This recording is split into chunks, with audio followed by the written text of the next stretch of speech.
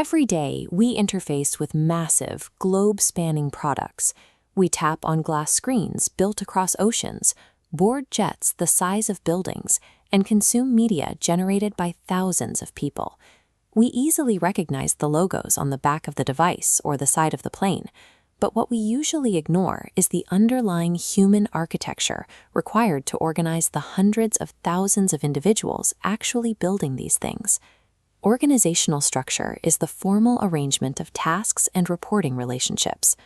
This hierarchy, from the top executives down to the front lines, is the only thing keeping the entire enterprise from collapsing under its own weight. When these lines of authority become tangled or unclear, even a world-class product can be derailed by the internal friction of its own company. We are going to tear down some of the largest companies on Earth. We want to see how the specific ways they arrange their people dictate their corporate culture, their massive financial wins, and their most catastrophic failures. Understanding a global empire requires looking past the individual at the top to see the internal skeleton holding it together. Consider Foxconn. They are the invisible manufacturing giant responsible for assembling an estimated 40% of all consumer electronics sold worldwide. To build a diverse array of massive consumer hits, from gaming consoles to e-readers and laptops, requires flawless, endlessly repetitive execution on an industrial scale.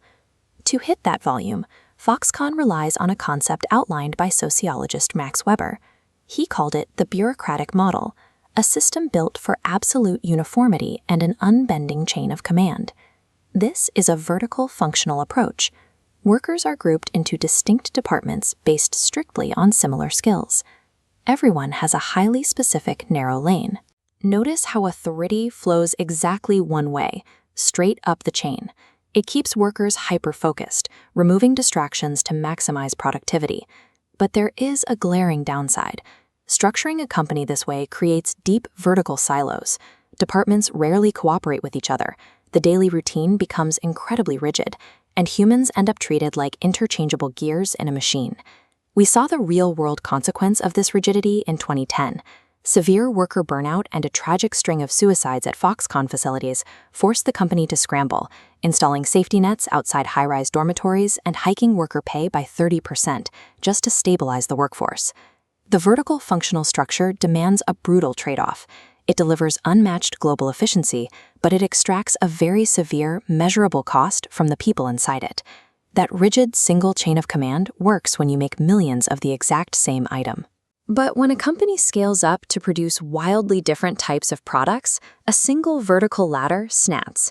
Aerospace giants like Boeing and Airbus simultaneously manage the production of commercial airliners, military defense hardware, helicopters, and complex satellite systems. To handle this, they use the divisional approach. The corporation essentially splits itself into multiple, completely self-contained mini-companies based on specific outputs or markets. Each new block gets its own dedicated HR, accounting, and manufacturing teams. By slicing the company this way, division managers become hyper-specialized experts in their specific area. If the helicopter division needs to pivot for a new contract, they don't have to wait for the commercial airliner division to approve the rapid decision. You see this in major consumer brands too. Disney isolates its massive physical parks division, keeping its operations separate from its media and entertainment arms. Yet this autonomy comes at a steep price. When every single division builds its own independent HR and accounting departments, the wider company pays for massive duplication of effort, and innovative ideas rarely cross over the division walls. Worse, because these divisions operate so independently, they often turn on each other, sparking intense, sometimes dysfunctional rivalries as they fight the other internal mini-companies for a slice of the corporate budget. The divisional structure buys a corporation the agility it needs to conquer multiple different industries, but it sacrifices unified efficiency and practically guarantees internal friction. Some companies try to fix those internal rivalries with a matrix approach. This creates a complex grid where employees have dual reporting lines, answering to both a functional boss and a divisional boss at the exact time. But in the modern digital age, a growing number of companies are abandoning strict internal hierarchies entirely in favor of something called a virtual network. Under this model, the organization acts as a very small central hub. Instead of building their own factories or hiring thousands of full-time employees, they contract out almost all major functions to independent outside specialists. The folding bicycle company Strida operates exactly this way. They design and coordinate a global product, but they do it without actually owning the massive physical factories required to bend metal or assemble parts. Which brings us right back to Apple. Despite its massive size, Apple relies heavily on this exact network model.